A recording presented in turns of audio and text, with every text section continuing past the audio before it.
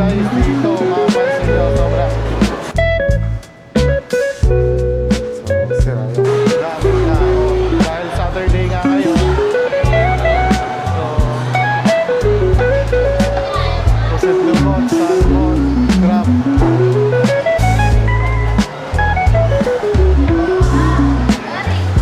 So dito yung suki natin.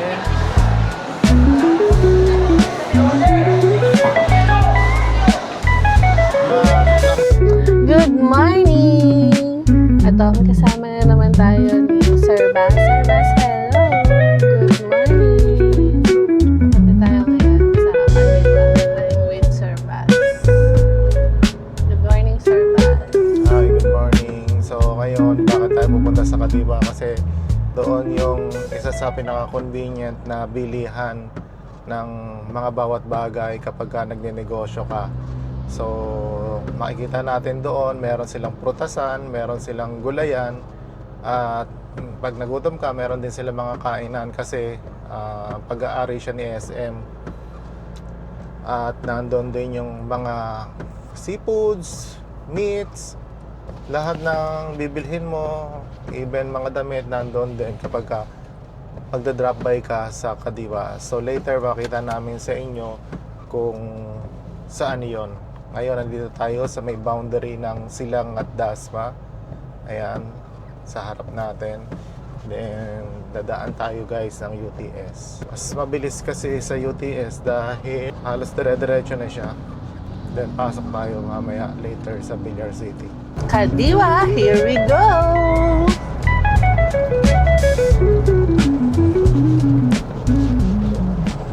So ano ba yung paborito mong puntahan sa Kadiwa? Ang favorite kong puntahan sa Kadiwa ay yung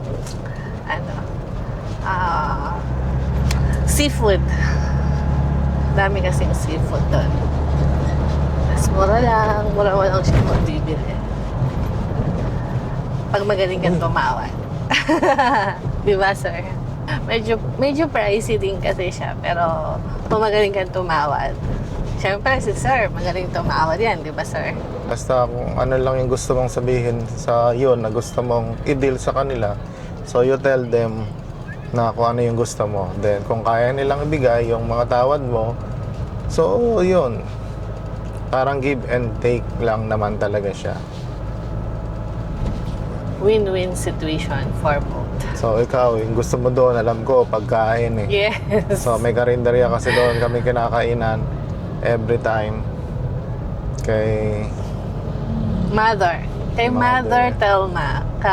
Katukayo ni Nanay Telma. So, yun ang paborito kong puntahan doon, syempre. Ang kumain sa karinderya ni Nanay Telma. kasi masarap din naman yung malasa siya na hindi super strong yung mga pagkain niya. Masarap siya. Actually, pasado siya sa aking panglasa. At the same time, kasi nakakakwentuhan namin si Naita Elma. So, yun lang naman. Bukod sa masasatisfied ka sa pagkabusog mo, sa pagkain, may onting kwentuhan. Ngayon, magagas muna tayo dito sa Petron.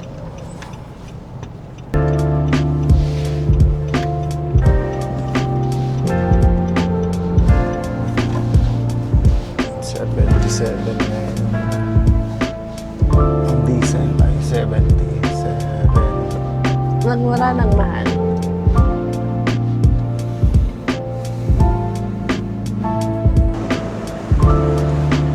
Hindi ka resibo. Meron ka naman pag-ride. Guys, ngayon nandito na tayo sa UTS.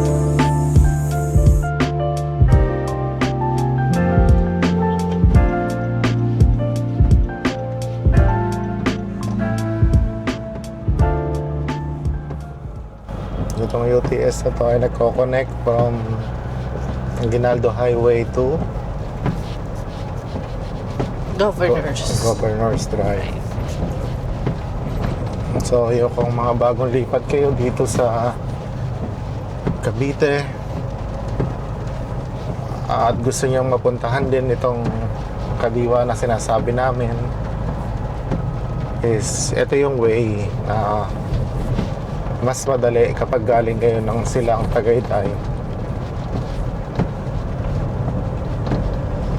Mga 15 minutes din naman siya from Silang to Kadiwa. But marami namang way kung saan ka pwede na pumuntang or dumaan. So pwede kayo mag-Aguinaldo Highway bago pupasok ka doon sa may UMC. Then Lasal Gate 3, lalampasan mo ang Walter. Then Burol yung way na dadaanan mo. Yun yung isa pa. Pwede rin dito sa may SM, pasok ka sa Charbel subdivision, babayad ka lang ng 20 pesos para mas mapaikli yung biyahe mo. Ba't tayo sa Island Park tayo dadaan? Then doon tayo sa Bypass Road. Ayan, palabas na tayo ng Governor's Drive. At ngayon ay umuulan nga pala, guys. So ito na ang Governor's Drive. kasi medyo ano na ngayon eh, June na ngayon, tag-ulan na talaga. tag-ulan na. Kaya nararamdaman na natin yung mga pabugso-bugsong ulan.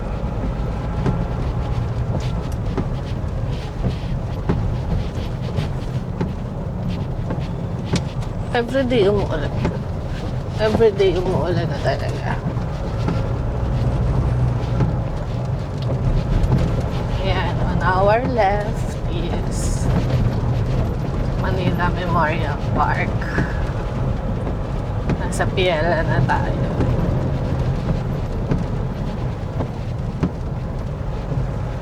Lapit ng Independence Day, kaya puro Philippine na flag na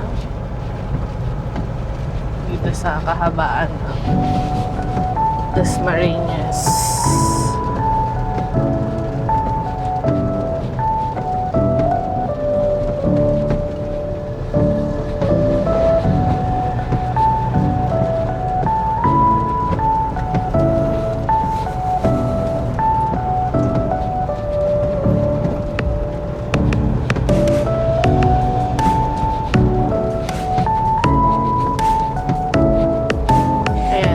Sa police station na to, paborito ni Sir kumain ng pares. Ewan ko lang kung may pares pa rin dyan ngayon.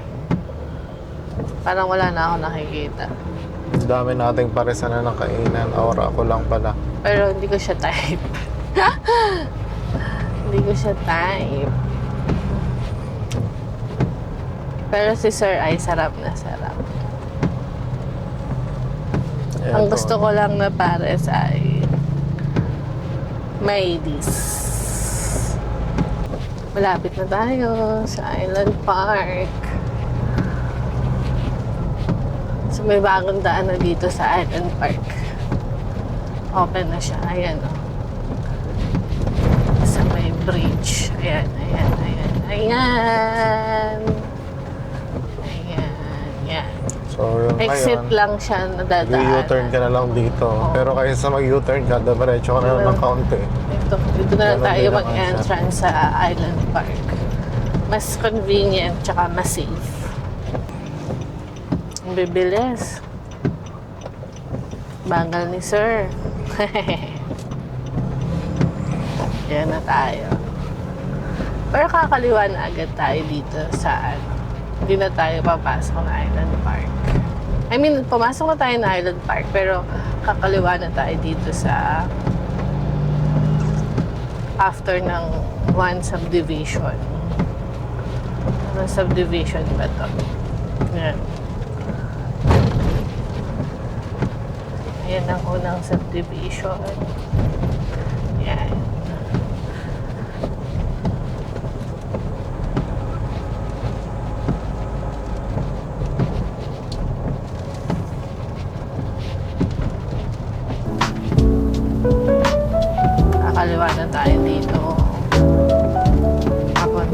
area.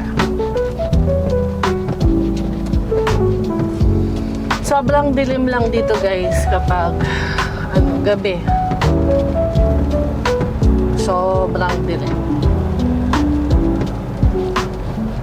Pero ewan ko lang ngayon kung madilim pa rin. Medyo matagal-tagal na akong hindi nakakadaan dito ng gabi eh. Baka. Yan siya, may bakod na rin siya ngayon. Dati open lang yan. Pero gumiba na yung bakod niya.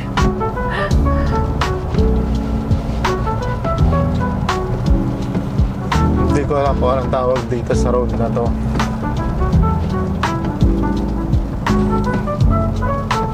Oo nga, hindi natin alam. Baka Island Park Road. Chika lang yun.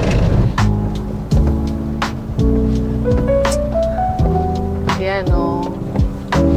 May mga bakod na siya ulit. Ayan, ayan. Makikita nyo na ba yan? May mga bakod na siya o. Ayan. Dati wala yung bakod eh. Tsaka yun na pala yung sementeryo. So guys, imagine, lagi kaming dumadaan dito. Kami lang, dalawa ng anak ko pag sumusundo ako or maghahalid ako sa Lasal, ganyan, gabi. Pinapagamit na siya. Ha? Ito na, ay, may naglibing na doon. No? Libingan na to, pinapagamit na siya, open for public. Ang tawag sa libingan na to ay, ano ba tayo? Apartment. Oo, tama, apartment. And then, on the other side naman is ano pa rin, no? Ito Manila Memorial pa rin to, no? Ito namang another side is subdivision na rin.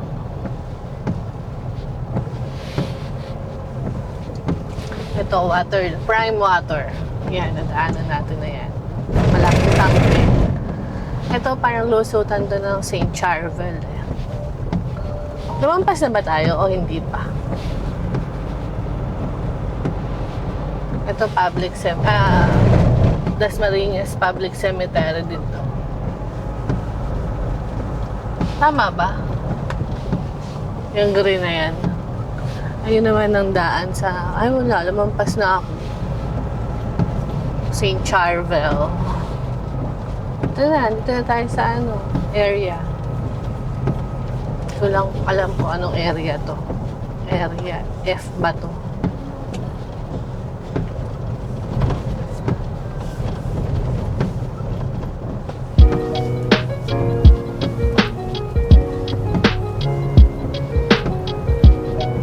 So kapag magta-travel kayo dito sa Dasma, so ito yung mga i-expect nyo. So madaming daan, maraming lusutan. So hindi lang Aguinaldo Highway yung pwede nating daanan at marami pang iba. Dito naman sa may unahan natin, kapag pinasok mo dyan, yung kanto dyan na dadaanan natin is Bautista naman yan. Pwede ka din lumabas dyan ng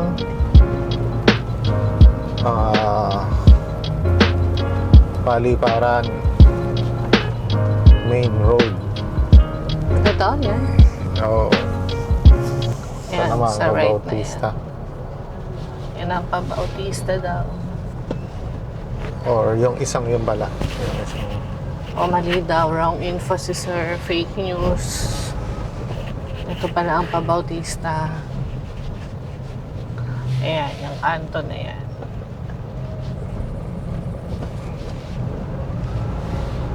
Sobrang daming daanan na rin dito, na pati yung daan ng... Parang doon yung papuntang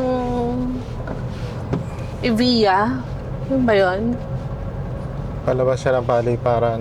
Oo, tapos ano ka na,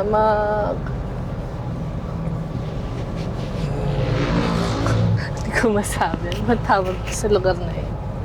Yun nga, papuntang Evia. Ano ba tawag ba sa ganun? Kasi nakadaan na ako dyan eh. Ay hindi, dito pala sa stoplight. Diyan ako kumanan. Papuntang Evia, Lusutan. So, ito namang sa may 7-Eleven, kapag pumunta ka dyan, pwede ka naman lumabas ng Burol, pwede ka rin lumabas ng Aguinaldo Highway. So, madami talagang daan na pwede mong daanan kapag traffic, or mamimili ka lang kung alin na mas prepared mo para sa'yo. Dahil de-deliver kami ng meat shop before. So talagang lahat ng shortcut inaalam para mabilis yung biyahe. Mabilis ka makarating sa client mo. Maaga mo silang masusupplyan ng mga meat. At the same time, maaga kang makakabalik. Ayan, dito yung sinasabi ko sa stoplight na yan. One time na pumunta kami ni Cheska sa Evia, dito kami kumanan. Tapos dire-diretso na lang yan. Actually, naka-Google Maps kami na. Kaya kung saan ka pa nadaanin, iwas traffic. Yan. Pakanan. Pag dito naman, papuntang shortcut papuntang Aguinaldo Highway sa Palengke, no? Anong pangalan nun? City Market? City Market ba yan? Central Market. Central Market pala. Doon. So, daan ka muna lang. Ayan, malapit na tayo. Lalampas muna tayo ng Lasal, Dasma. So, kung bakit lagi din kami dumadaan dito nga, kasi nga kapag inihahatid namin yung panganay namin, this is the most convenient way. Yan, ito, Lasal na yan. Yan. Yung mapuno nga yan. Yan ang entrance ng Lasal. Kailangan may sticker ka. Tapos, ito naman ang exit. Saan ang exit niya? Yan, ito naman ang exit. Yan. Gate 2. Ang exit. Ang entrance is gate 1. Yan.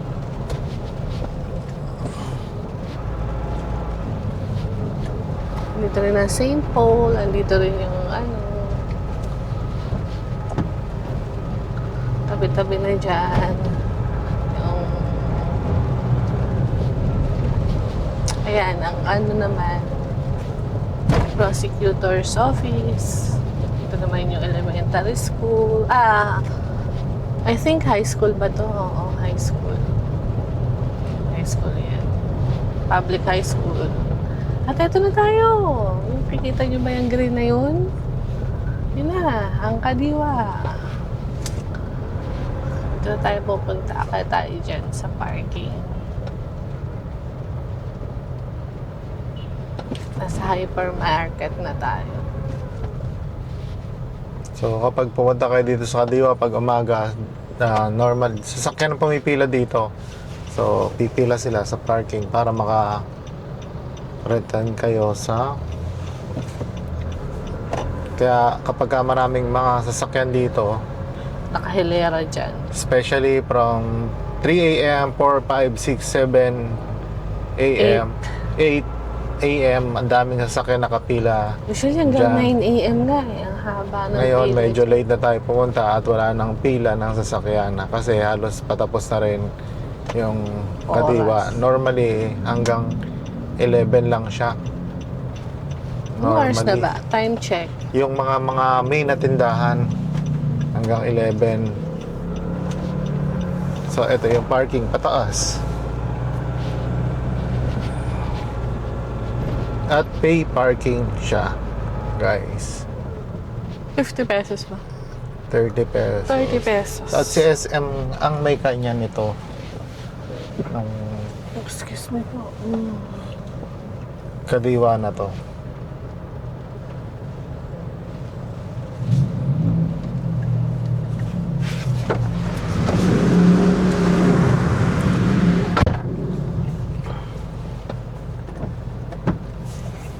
So, ito yung parking niya guys. Siyempre, Inside mahanap parking. tayo ng ano, So nasa malapit ang elevator. second floor tayo. So hahanap ngayon tayo ng parking dahil medyo marami yung namili ngayon dahil Saturday. Yung mga nagtatrabaho ng weekdays, syempre pag Saturday wala silang pasok, kaya this is their chance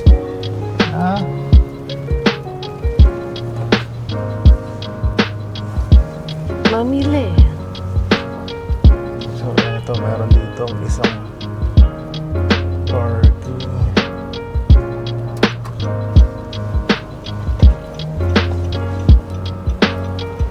Nasaan?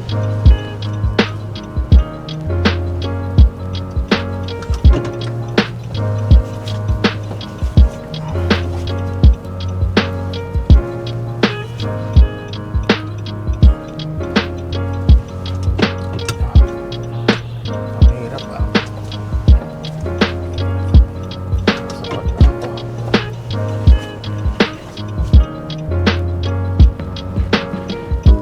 Dali mo sila sa elevator. Andito na tayo sa parking.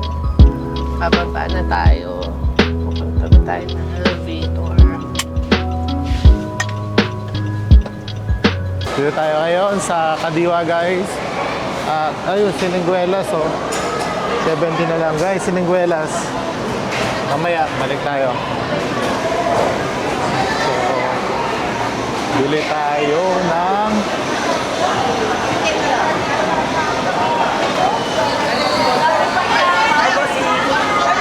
mamaya. Ha?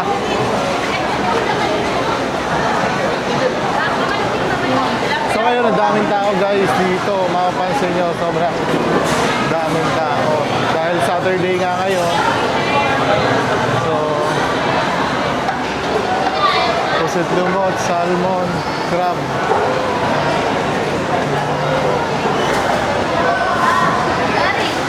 So, dito yung suki natin.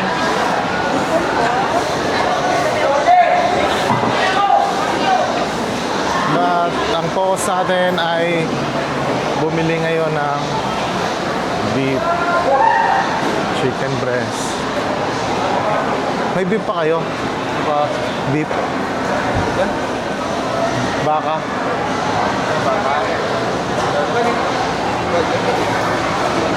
Wala na yung pakyata. Anong tawag doon sa part? Beef shin. Beef shin meron? Kahit isang box.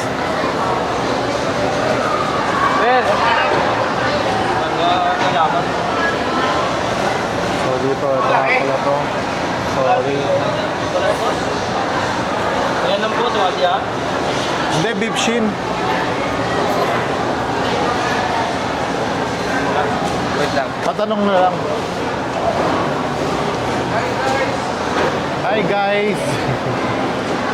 So, ayan, daming tao guys dito. Makikita nyo. At, eto. So, beef shin yung bibili natin ngayon guys. Wala na. So, yun guys, wala. So, di pa tayo. Kakain na lang muna tayo. Kakain.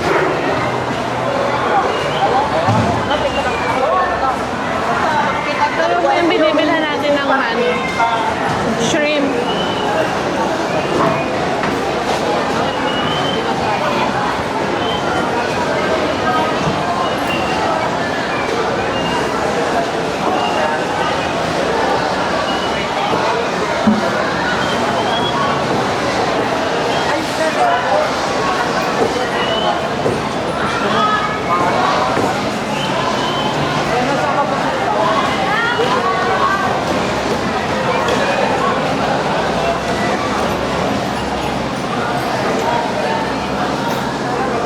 So late na tayo kaya wala tayong nabili guys.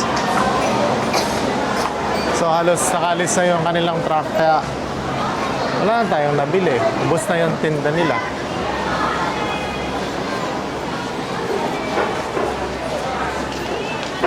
Kakain tayo kay Mami.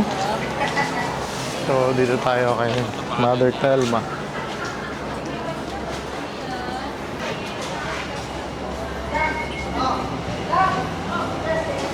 So, guys, ito yung kinakain natin kay Nanay Telma. Ba't sarado siya ngayon? Halos sarado na. Halos wala na. Tinda. Iba na. Sarado. So, yun. Wala rin dito tayong makainan. Tilapia na lang po, ulam.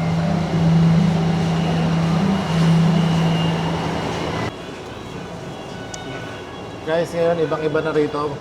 Parang galing yata ito sa SM. So, ito yung sa SM sa food court, di ba? Ito yung upuan. So, ngayon, meron na rin dito sa Kadiwa. So, ngayon, order nga pala natin ay chop suey.